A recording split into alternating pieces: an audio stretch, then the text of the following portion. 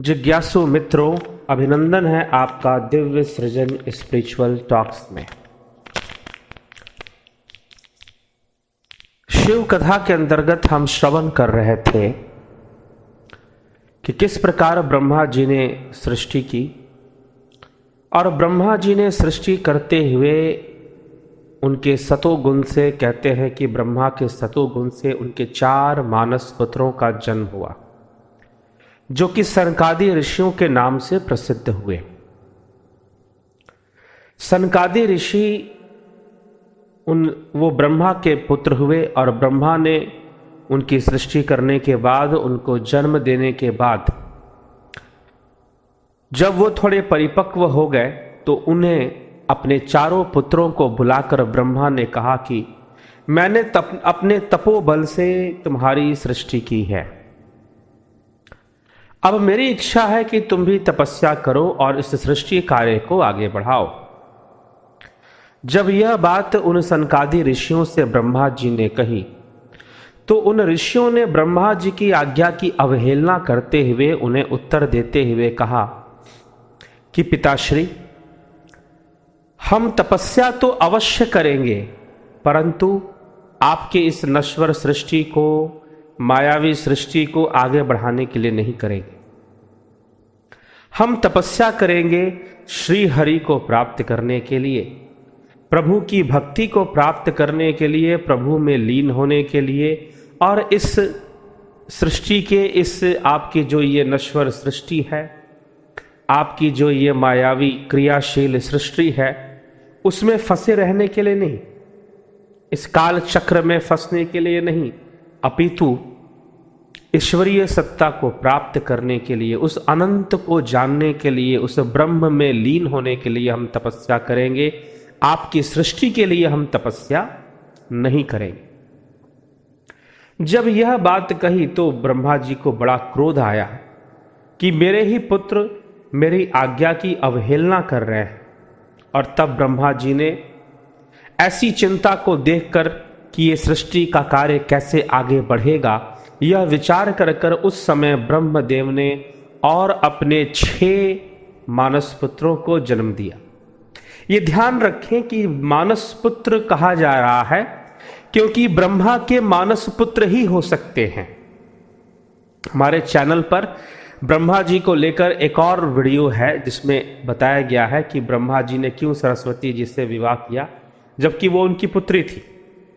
तो सरस्वती जी भी किसी गर्भ से जन्म नहीं ली थी, क्योंकि अगर सरस्वती जी का जन्म अगर सांसारिक रूप से हुआ होता तो फिर निश्चय ही सरस्वती की कोई माँ होती जो ब्रह्मा की पत्नी रही होती। लेकिन ऐसा नहीं है, क्योंकि अगर आप पुराणों की कथा को पढ़ेंगे तो ये ब्रह्मा की जो सृष्टि है, ये ब्रह्मा की सृष्टि तपोबल से बनी हुई सृष्टि है, मानसिक रूप से बनी हुई सृष्टि है, यह तेजस में बनी हुई सृष्टि है, यह हिरण्य गर्भ में बनी हुई सृष्टि है। तो आप वेदों और शास्त्रों को पढ़कर हिरण्य गर्भ किसे कहते हैं, यद्यपि हिरण्य गर्भ श्रीमद् भगवद गीता या मांडुक्य उपनिषद में जिसे तेजस कहा गया है, जो स्वप्न जिसे कहा गया है, जिसे 3 जागृति, स्वप्न, सुषुप्ति, ये त्रिअवस्थाएं हैं चेतना की, और इन तीनों से परे चतुर्थ अवस्था है जिसे तुरिया कहा जाता है। तो इस प्रकार से उनकी व्याख्या आती है। तो सूक्ष्म लोक में, तेजस के लोक में ब्रह्मा की सृष्टि होती है। भगवान श्री कृष्ण भी श्रीमद् भगवद गीता में इसकी व्याख्या करते हुए कहते हैं कि एक यह जागृत लोक है और इसके परे यह व्यक्त लोक है, लेकिन इसके परे एक अव्यक्त लोक है। तो अव्यक्त लोक भी 2 प्रकार का है। एक अव्यक्त लोक है ब्रह्मा का अव्यक्त लोक, और उस ब्रह्मा के अव्यक्त के परे भी भगवान श्री कृष्ण कहते हैं तद्धाम परमम मम, मेरा परम धाम है, अर्थात वो अव्यक्त से भी अव्यक्त है, वो अव्यक्त से भी अव्यक्त है।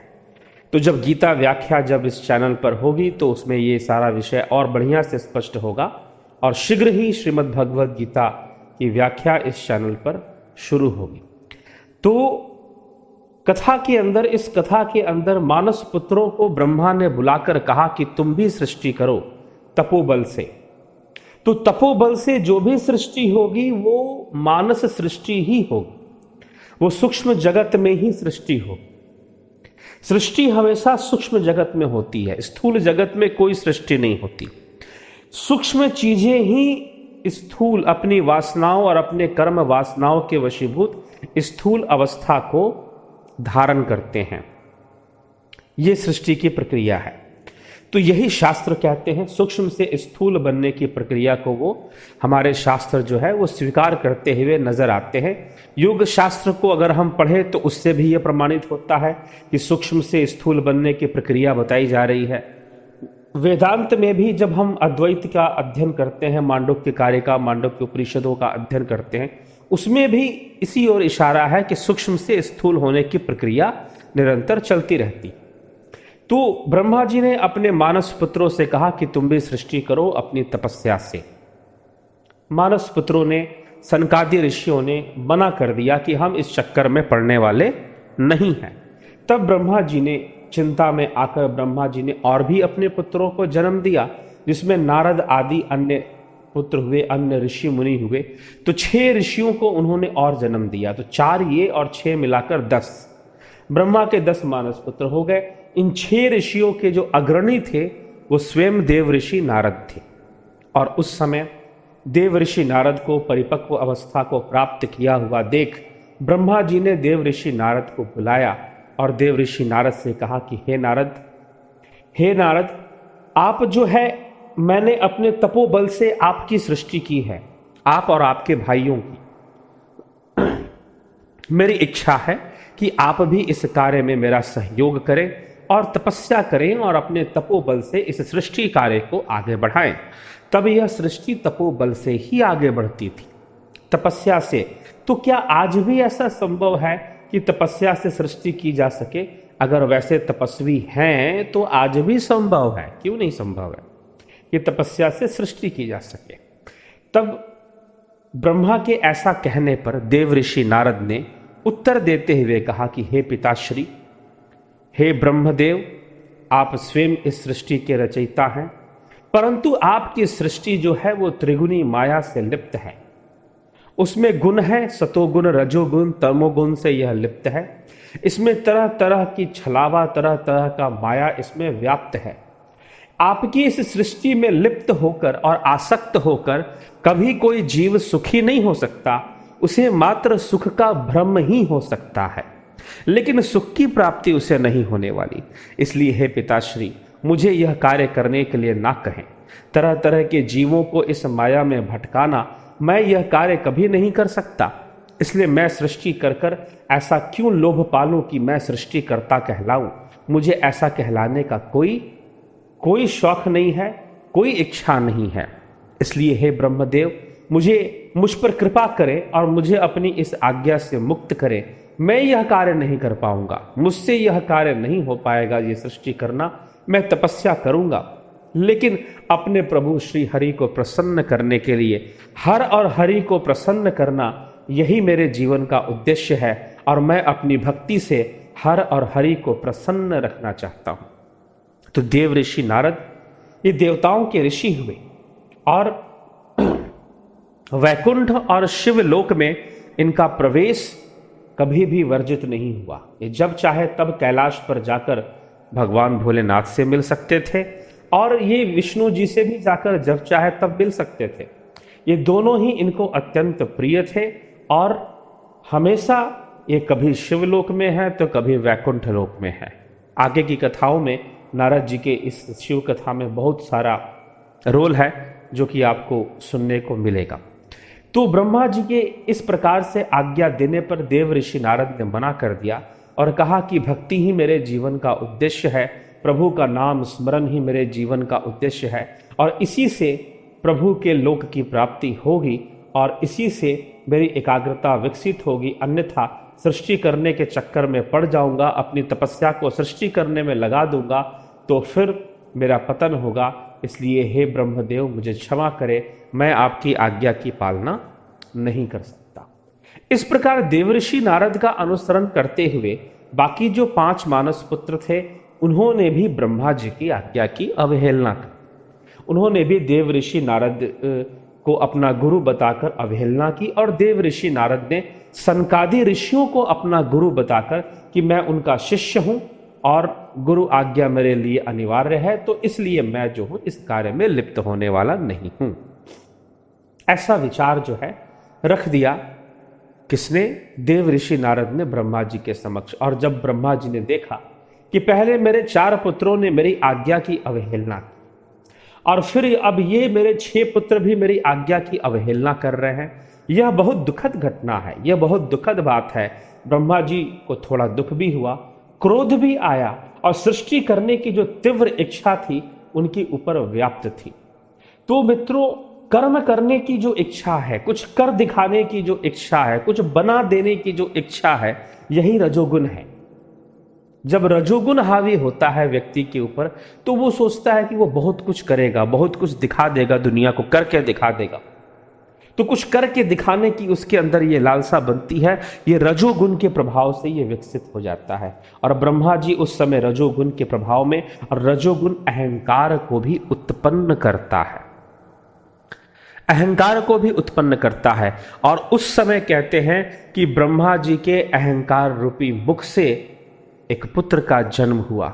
जब ब्रह्मा जी के अंदर तीव्र इच्छा थी, अब तक उनके जितने भी पुत्र हुए वो सतोगुणी थे लगभग, यद्यपि सतोगुण भी त्रिगुणी माया का ही अंग है और वो भी बाधा बनती है, लेकिन एक रजोगुणी जो बहुत कुछ करने की इच्छा प्रकट करता है, रजोगुण, उस भावना से ब्रह्मा जी के रजोगुणी मुख से, ब्रह्मा जी के अहंकार रूपी मुख से उस समय एक पुत्र का जन्म हुआ और उस पुत्र का नाम था प्रजापति दक्ष।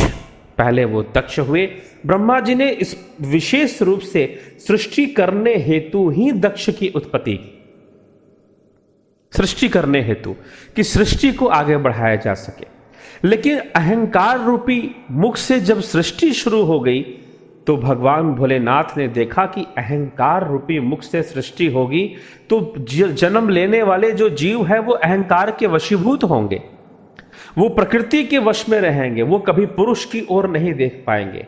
और बस फिर क्या था, ब्रह्मा जी ने उस सृष्टि को रोकने के लिए अपने शिव जी ने उस सृष्टि को रोकने के लिए कि कोई दूसरा पुत्र ब्रह्मा के अहंकार रूपी मुख से जन्म ना ले, भोलेनाथ ने जब ये देखा अपने त्रिशूल का प्रहार किया और ब्रह्मा का अहंकार रूपी सर जो है वो काट दिया। ब्रह्मा का अहंकार रूपी सर काट दिया और जैसे ही ब्रह्मा का अहंकार रूपी सर भगवान भोलेनाथ के द्वारा कटता हुआ प्रजापति दक्ष ने देखा, जो अभी अभी पैदा हुआ था, जन्म लिया था ब्रह्मा के मानस से, अहंकार रूपी सृष्टि से, जब उसने देखा तो उस समय से ही उसके मन में शिवद्रोह आ गया कि शिव ने मेरे पिता के सिर को काटा है। उसके मन में उसी समय शिवद्रोह आ गया और दक्ष, उसका नाम दक्ष हुआ क्योंकि वो सृष्टि करने में दक्ष था, वो संसार के सभी कामों में दक्ष था, संसार के सभी कार्यों में वो दक्ष था और अहंकार उसका मुख्य गुण था क्योंकि वो उसकी सृष्टि अहंकार से हुई थी, अहंकार रूपी भाव से ही वो बना था। और इसलिए प्रजापति दक्ष के मन में जो अहंकार था वो उसे ईश्वर से दूर रखता था, क्योंकि जहां अभिमान होगा वहां भगवान नहीं आ सकते हैं, इसलिए। और वहां पर ज्ञान का भी अभाव होने लग जाता है और कई बार तो अहंकारी व्यक्ति सब कुछ जान कर भी अनजाना बन जाता है, उसके ऊपर अहंकार का ऐसा पर्दा, माया का ऐसा पर्दा उसकी आंखों पर पड़ जाता है। तो प्रजापति दक्ष की कुछ ऐसी ही स्थिति थी, उसने शिव से द्रोह कर लिया, शिव से द्रोह कर लिया, लेकिन कहते हैं कि वो विष्णु भक्त भी बन गया। लेकिन फिर बात वही आती है, ये तो पहले ही डिक्लेयर हो चुका है, यह तो पहले ही शास्त्रों ने कह दिया, पुराणों ने कह दिया। शिव महापुराण के प्रारंभ में जब भगवान शिव ने विष्णु जी को अपने वाम भाग के 10वें अंग से उत्पन्न किया तो उस समय ही उन्होंने कह दिया कि हे श्रीहरि, आप में और मुझ में कोई भेद नहीं है और इस भेद को मानने वाला कभी मोक्ष का अधिकारी नहीं होगा, उसका कभी कल्याण नहीं होगा। लेकिन प्रजापति दक्ष के मन में यह भेद, अहंकार के कारण यह भेद भी आ गया। अब प्रजापति दक्ष आगे क्या क्या करता है, ब्रह्मदेव प्रजापति दक्ष को बुलाते हैं और बुलाकर कहते हैं कि हे प्रजापति दक्ष, हे दक्ष, तुम सृष्टि करो, तुम तपस्या करो और सृष्टि करो, संतानों को जन्म दो अपने तपोबल से। वही बात जो उन्होंने सनकादि ऋषियों से कही, वही बात जो उन्होंने देव ऋषि नारद से कही। उन लोगों ने मना कर दिया था, लेकिन प्रजापति दक्ष ने ब्रह्मा जी के इस आज्ञा को शिरोधार्य किया और शिरोधार्य कर कर वह कठोर तपस्या करने के लिए चला गया, ताकि अपने तपोबल से वह असंख्य पुत्रों को जन्म दे सके, वह सृष्टि कर सके। तो आइए आज के इस विचार को, इस कथा विचार को यहाँ विराम देते हैं। इस कथा को आगे बढ़ाते हुए हम अगले व्याख्यान में श्रवण करेंगे, आगामी वीडियो में हम इसको श्रवण करेंगे। धन्यवाद। दिव्य सृजन के इस चैनल पर भारतीय दर्शन शास्त्र, योग, अध्यात्म और आयुर्वेद जैसे मानव कल्याणकारी विषयों पर चर्चा होती है। अतः इस चैनल को सब्सक्राइब, शेयर और लाइक करके इसे आगे बढ़ाने में सहयोग करें। बेल आइकन टच करके हमारे आगे आने वाली वीडियो की जानकारी नोटिफिकेशंस में प्राप्त करें और कमेंट करके आप इन विषयों पर अपने प्रश्न भी पूछ सकते हैं। धन्यवाद।